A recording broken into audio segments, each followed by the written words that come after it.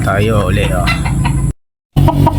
Mga idol, ito tips at payo lang ito para makaproduce ka kung ikaw ay aspiring na maging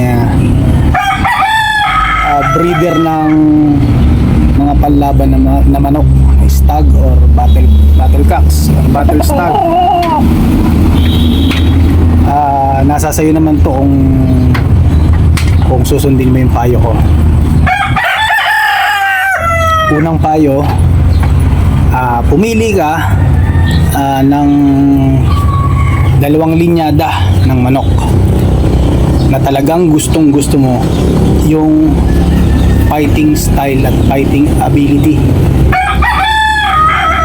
Pag nakapili ka na nung dalawang klase ng linyada, ayan, syempre ang susunod mong gagawin dyan ay talagang aralin mo yung dalawang napili mo na linyada. Aralin mo yung fighting style nila, kung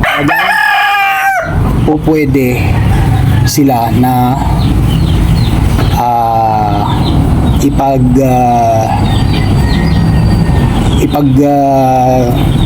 i-cross kasi ang gagawin mo ay battle cross panlaban. So check mo kung pwede siya. Madami naman paraan para ma-check mo.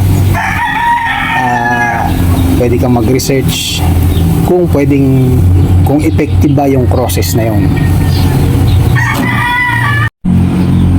Ang pangalawa naman, pag naisip mo na okay na sa'yo yun, na research mo na kung ano yung dalawang linyada na gusto mo at napag-aralan mo na yung style nila, na research mo na rin kung effective silang crosses, ang susunod mo naman na gagawin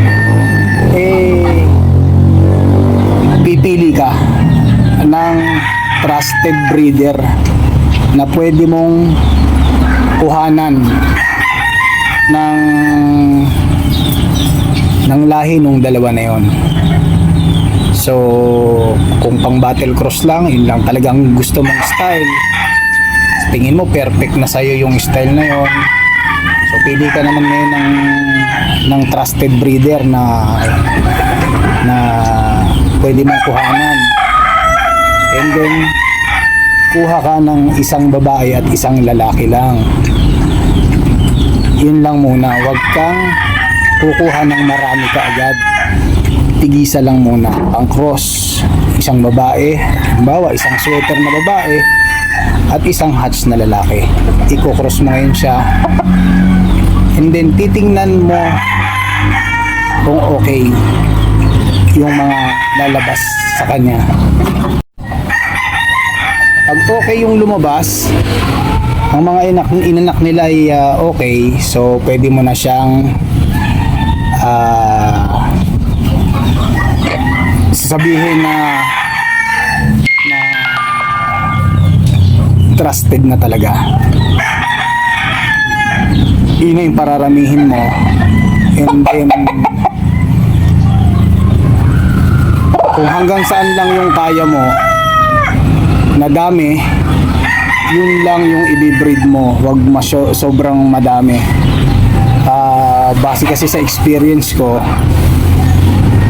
breed lang ako ng breed noon, so kailangan pagka nag-breed tayo, doon lang sa number ng manok na kaya nating suportahan talaga, yung hindi tayo mahihirapan at hindi mahihirapan or hindi makukompromiso yung para sa pamilya natin. Laging iisipin natin, number 1 ang pamilya bago ang manok. Kaya pagka ang kaya mo lang i-produce ay 20 heads na battle stag or battle cocks, kung yun lang kaya mo suportahan, Kung lalagpas doon yung sosobra, ibenta mo na. Ibenta mo na. Siyempre, marami pang ano yan eh. Marami pa yan kailangang gawin. Hindi naman yan okay nakaproduce ka, nakita mong maganda, magaling pumalo, hindi naman yun masasabi na effective ka agad eh. Kailangan nakita mo yung winning percentage niya. Kung okay ang winning percentage nung na-produce mo, and then pwede mo siyang paramihin sa susunod, hanggang doon pa lang din sa kaya mong suportahan na hindi makukompromiso yung pamilya mo. At pagka naging ganon, lalaon ng lalaon, makakabenta ka, or makakapagpa-finance ka, pwede kang magdagdag ng palahi anytime, basta kaya mong suportahan. And then pagka okay na, gusto mo pang lumevel up, hanap ka uli ng dalawa pa. Yung susunod mong choice, pili ka uli, then process, hanap ka uli ng trusted na breeder na makukuhanan ng pangalawang choice mo. And then later on naman,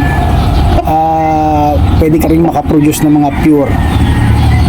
So mahabang proseso nga lang. Marami pa yan kailangang gawin. Hindi naman yan okay nakaproduce ka, nakita mong maganda, magaling pumalo, hindi naman yun masasabi na effective ka agad eh. Kailangan nakita mo yung winning percentage niya. Kung okay ang winning percentage nung na-produce mo, and then pwede mo siyang paramihin sa susunod, hanggang doon pa lang din sa kaya mong suportahan na hindi makukompromiso yung pamilya mo. At pagka naging ganon, lalaon ng lalaon, makakabenta ka,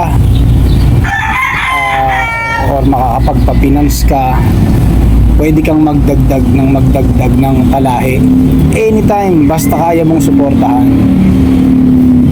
And then pagka okay na, gusto mo pang lumevel up, hanap ka uli ng dalawa pa. Yung susunod mong choice, pili ka uli, then process, hanap ka uli ng trusted na breeder na makukuhanan ng pangalawang choice mo. And then later on naman, pwede ka rin makaproduce ng mga pure. So mahabang proseso nga lang. At kapag successful, nananalo, syempre huwag kalilimutan yung facility. Laging may nakalaan para sa facility.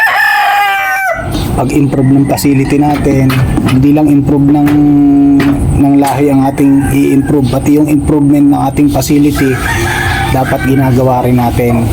And then habang nag-i-improve yung facility natin, yung palahi natin, dapat yung buhay din ng pamilya natin dapat nag-i-improve din. Kasi kung panay pa-improve mo ng palahi mo, naiiwan naman yung improvement ng buhay ng pamilya mo, parang hindi pa rin yung successful.